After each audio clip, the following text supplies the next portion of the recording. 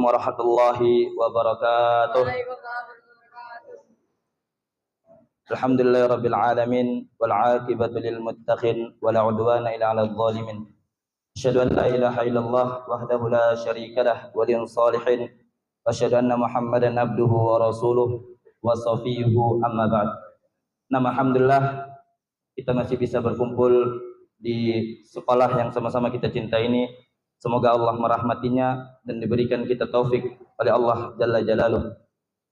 Naam, dan tidak lupa kita berselawat kepada baginda kita, yaitu adalah Nabi kita, Nabi Muhammad sallallahu alaihi wasallam. Naam, kita akan memulai apel ini dengan membacakan Al-Quran yang akan dibacakan oleh Ananda. Nidal, waktu dan tempat kita persilakan.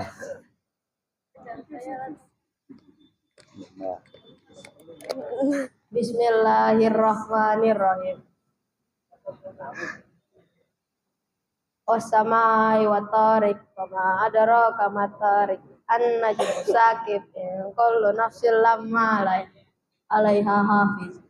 Falyanzuril insanu mimma khuliqa mimma dafiq yakhruju min bainis sulbi wa tara'ib innahu ala raj'ihi laqadir yauma tublas sarair fama lahu min quwwati wala nasir wassamai zatir raj'i wal ardi zatis sad innahu laqawlun fasl wa ma huwa bil hazl innahum yakiduna kaida wa akidu kaida famahilil kafirina amhilhum ruwaida. Jazakallah khair kepada Ananda Nidal, semoga apa yang dibacakannya kita mendapatkan pahala oleh Allah Jalla Jalaluh. Naam. Agenda selanjutnya itu adalah pembacaan tausiah oleh Ustadzuna Al-Ustadz Agus Hafidahullah. Pada dan tempatnya kami persilahkan. Warahmatullahi wabarakatuh. Alhamdulillahirabbil alamin. Wassalatu wassalamu ala asyrafil anbiya'i wal mursalin nabiyina Muhammadin wa ala alihi wa sahbihi ajma'in. Amma ba'd. Alhamdulillah, marilah kita senantiasa menjadikan puji syukur pada Allah Subhanahu wa taala. Pada pagi yang sangat cerah ini kita bisa kembali berjumpa. Insyaallah kita akan lanjutkan kegiatan belajar dan mengajar di sekolah yang tercinta ini. Mudah-mudahan Allah Subhanahu wa taala memberikan kepada kita ilmu yang bermanfaat. Salawat serta salam tidak lupa kita haturkan kepada junjungan kita, suri tauladan kita, Nabi besar Muhammad sallallahu alaihi wasallam beserta keluarganya, para sahabatnya dan juga para pengikutnya. Anak-anak yang dimuliakan Allah Subhanahu wa taala, di dalam hadis yang diriwayatkan oleh Imam Bukhari dan Imam Muslim, Rasulullah SAW pernah salat subuh di Hudaybiyah dan pada malamnya itu turun hujan. Nabi kita Muhammad SAW setelah selesai salat subuh menghadap para sahabat, dan ini termasuk sunnah ya, seorang imam ketika telah selesai ya mengerjakan salat yang wajib, setelah membaca istighfar, astagfirullah, astagfirullah, astagfirullah, kemudian Allahumma antas salam minkas salam tabaraka ya dzal jalali wal ikram, kemudian menghadap ke jemaah, menghadap kepada makmum. Dan Rasulullah SAW menceritakan bahwasanya Allah Subhanahu wa taala mengirimkan wahyu kepada Nabi kita Muhammad SAW dan berfirman, asbaha min ibadi mu'minun bi wa kafir.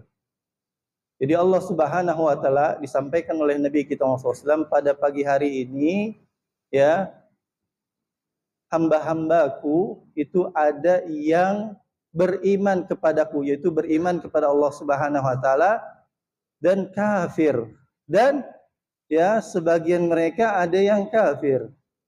Kemudian Rasulullah SAW melanjutkan firman Allah Subhanahu wa taala, man qala mutirna bi fadlillah wa rahmatih fa innahu mu'minun bi wa kafirun bil kawkab.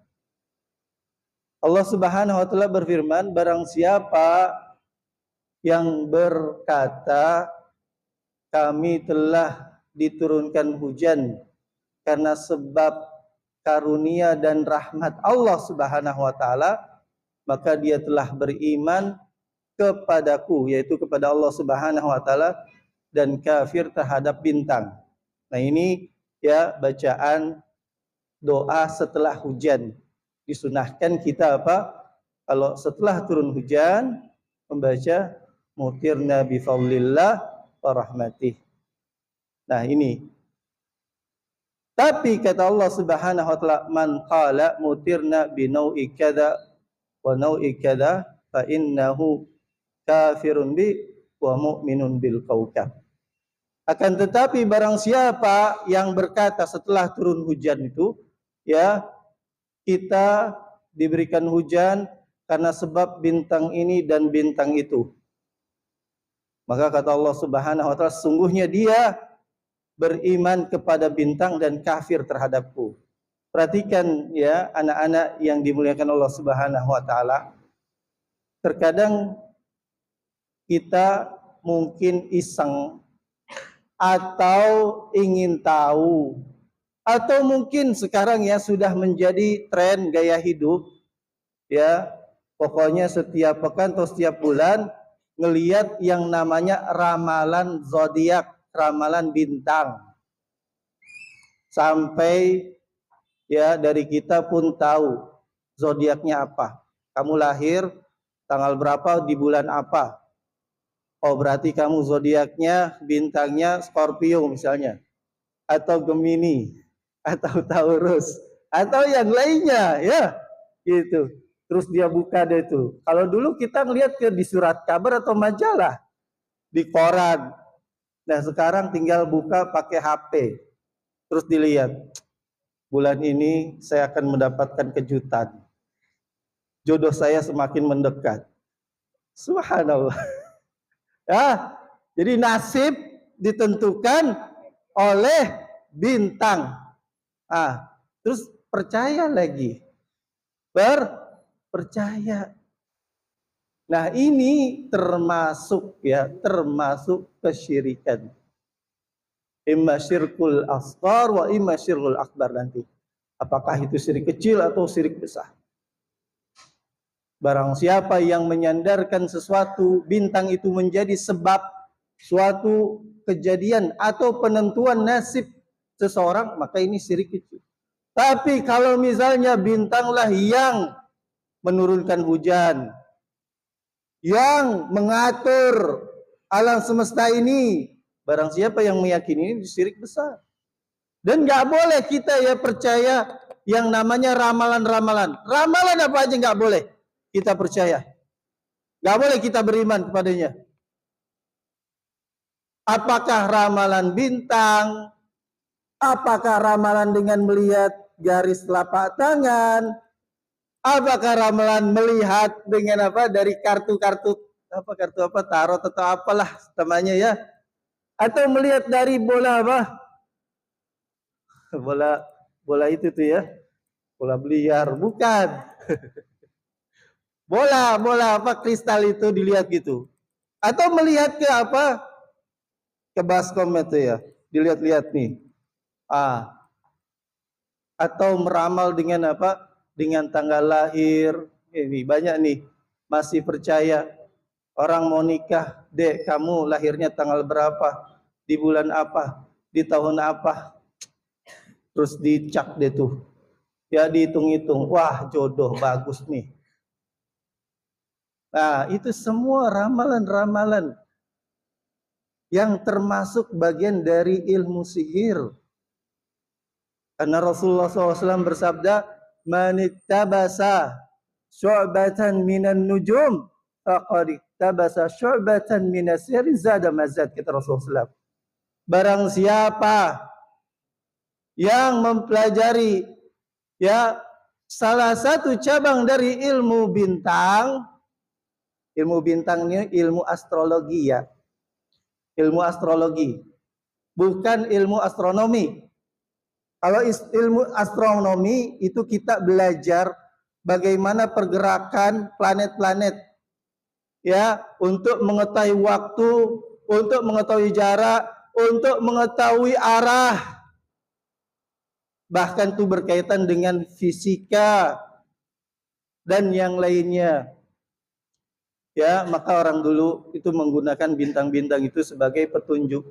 Wa bin najmi hum yahtadun, kata Allah. Dengan bintang-bintang mereka mendapatkan petunjuk di situ. Ketika di lautan, ketika di daratan. Nah, itu nggak apa-apa. Adapun astrologi, ilmu bintang, astrologi yang menjadikan bintang itu sebagai apa? Sebagai ramalan nasib seorang atau kejadian-kejadian yang terjadi di muka bumi ini. Ini termasuk ilmu sihir, kata Rasulullah SAW. Barang siapa yang mempelajari salah satu cabang dari ilmu bintang, sungguh dia telah mempelajari salah satu cabang dari ilmu sihir. Kemudian maka bertambahlah gitu. Maka nggak boleh, ya. Jangan sampai mempelajarinya, karena kalau anak-anak mempelajari jadi dukun nanti. Jadi peramal nggak boleh. Kita ngedatengin aja nggak boleh.